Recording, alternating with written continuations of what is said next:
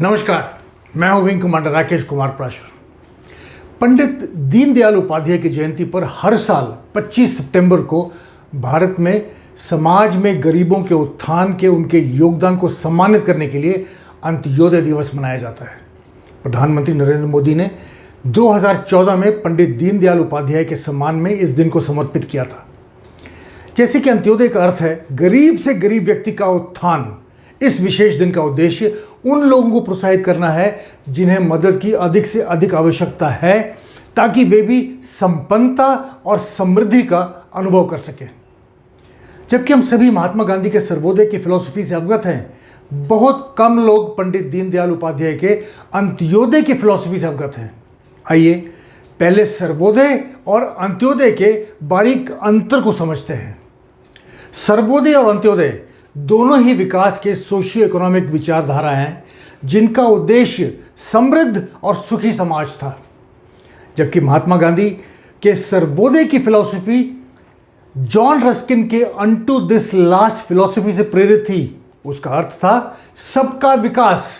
पंडित दीनदयाल उपाध्याय के अंत्योदय के फिलॉसफी का अर्थ है समाज के सबसे कमजोर वर्ग का उत्थान। इसलिए मुझे लगता है कि सर्वोदय नहीं, अंत्योदय हमारे समाज का सच्चा प्रतिबिंब है, क्योंकि ये उपदेश देता है कि विकास समाज के निम्नतम वर्ग से शुरू होना चाहिए। यहाँ तक कि आचार्य विनोबा भावे ने भी अपने एक एसे में ये विचार व्यक्त किया था कि महात्मा गांधी की फिलॉसफी का उचित प्रतिबिंब सर्वोदय के बजाय अंत्योदय होगा। वैसे जहाँ सर्वोदय शब्द का श्रेय महात्मा गांधी को दिया जाता है, वहीं आपको ये जानकर आश्चर्य होगा कि सर्वोदय के विचार का उल्लेख हमारे वेदों और उपनिषदों जैसे धार्मिक ग्रंथों में भी मिलता है। आज के वीडियो में मैं अंत्योदय को सुरक्षा के क्षेत्र से जोड़ने का प्रयास करूंगा, ताकि हम जमीनी स्तर के उन श्रमिकों तक पहुंच सकें जो हमेशा फायरिंग लाइन में रहते हैं, ताकि वे भी समृद्धि का अनुभव कर सकें। आधिकारिक आंकड़ों के अनुसार भारत की कंस्ट्रक्शन इंडस्ट्री वर्तमान में दुनिया की तीसरी सबसे बड़ी मार्केट है, जो देश के जीडीपी में लगभग 9% का योगदान देती है। जबकि भारत में कृषि के बाद कंस्ट्रक्शन सबसे बड़ी इकोनॉमिक एक्टिविटी है और 51 मिलियन से अधिक लोगों को रोजगार देती है। यह सेक्टर लेबर इंटेंसिव है और ज़्यादातर अनऑर्गेनाइज्ड लेबर पर निर्भर करती है, और इस तरह इस सेक्टर की हेल्थ और सेफ्टी सबसे उपेक्षित क्षेत्रों में से एक है। जहां की construction labour global labour force का 8% है, लेकिन 16% से कम घातक ग्लोबल ऑक्यूपेशनल एक्सीडेंट्स का भागीदार है। वहीं पर भारत में कंस्ट्रक्शन लेबर फोर्स का करीबन 9% है, लेकिन 23% से अधिक घातक ऑक्यूपेशनल एक्सीडेंट्स के लिए जिम्मेदार है। जैसा कि आमतौर पर गलत धारणा है, कंस्ट्रक्शन इंडस्ट्री केवल निर्माण की प्रक्रिया नहीं है। इसमें निर्माण के अलावा कई अन्य प्रकार की प्रक्रियाएं शामिल हैं, जैसे carpentry, painting, masonry, plastering, paving, बिजली का काम, दूरसंचार का काम, लैंडस्केपिंग इत्यादि। जबकि ये सभी काम मिलकर कंस्ट्रक्शन इंडस्ट्री को रूप देते हैं। उसमें से प्रत्येक में अलग अलग फिजिकल, केमिकल, बायोलॉजिकल, एनवायरमेंटल और यहाँ तक कि साइको सोशल हैजर्ड्स शामिल होते हैं, जो कंस्ट्रक्शन सेक्टर को एक बहुत ही जोखिम भरा बिजनेस बनाते हैं। जबकि भारत ने हाल के वर्षों में आय में वृद्धि और शहरों के विस्तार के रूप में निर्माण में तेजी देखी है, लेकिन दुख की बात है कि भारत में लोग कंस्ट्रक्शन सेक्टर में आवश्यकता के कारण काम करते हैं, ना कि अपनी पसंद से। कंस्ट्रक्शन सेक्टर में कार्यबल सबसे अधिक असुरक्षित है, क्योंकि प्रवासी श्रमिक, रोजगार का कैजुअल नेचर, सोशल सिक्योरिटी की कमी, अनियमित कार्य, भारी कार्यभार, अनिश्चित कार्य का समय, मजदूरी में भेदभाव, भुगतान में विलंब, लेबर लॉज का अनुचित कार्यान्वयन, अज्ञानता और अशिक्षा, सुरक्षा जागरूकता और प्रशिक्षण की कमी, खराब रहने के हालात, कल्याणकारी गतिविधियों और बुनियादी सुविधाओं की कमी, और बुरी आदतें जैसे शराब, तंबाकू और धूम्रपान की लत इत्यादि न केवल तनाव को बढ़ाते हैं, जो उनकी दक्षता पर प्रतिकूल प्रभाव डालते हैं, बल्कि जान और माल के लिए जोखिम भी बढ़ाते हैं। एम्प्लॉयर्स की नैतिक और वैधानिक जिम्मेदारी है कि वे अपने श्रमिकों को वे बुनियादी सुविधाएं प्रदान करें जो न केवल उनके जीवन की रक्षा करें बल्कि उनके पारिवारिक जीवन को भी हर तरह से बेहतर बनाएं। आज इस वीडियो में मैं 3 ऐसे कदम बताना चाहूँगा जिन्हें आसानी से हर कार्यस्थल पर नियोजित किया जा सकता है।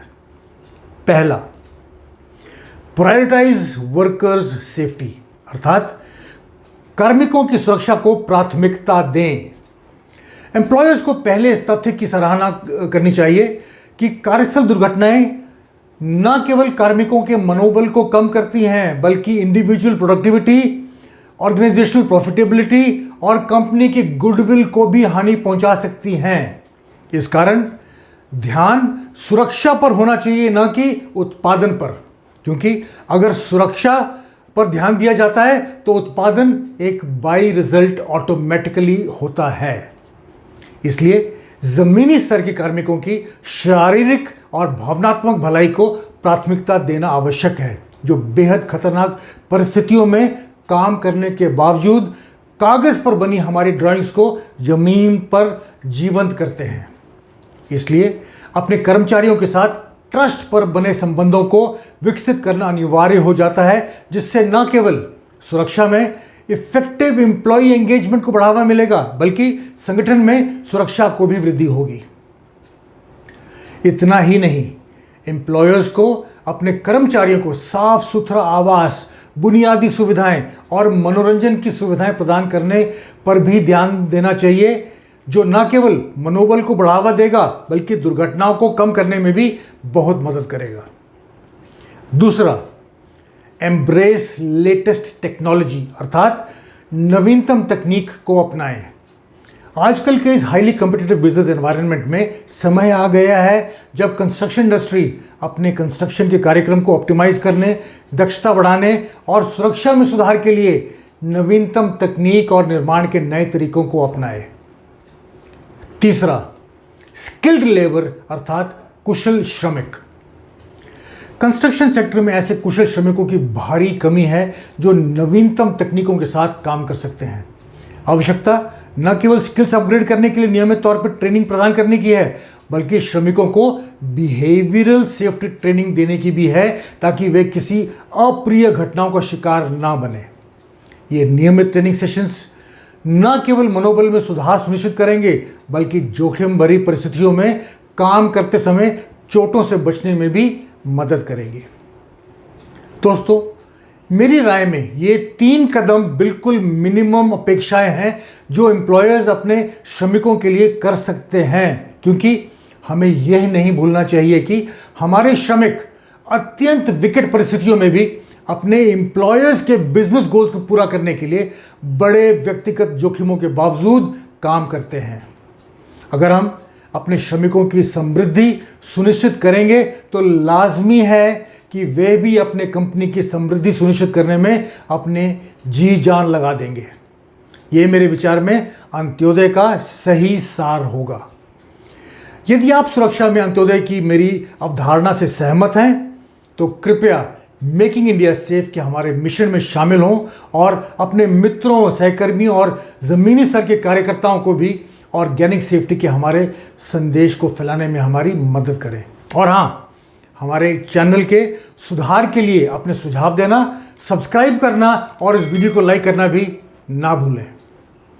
नमस्कार, जय हिंद।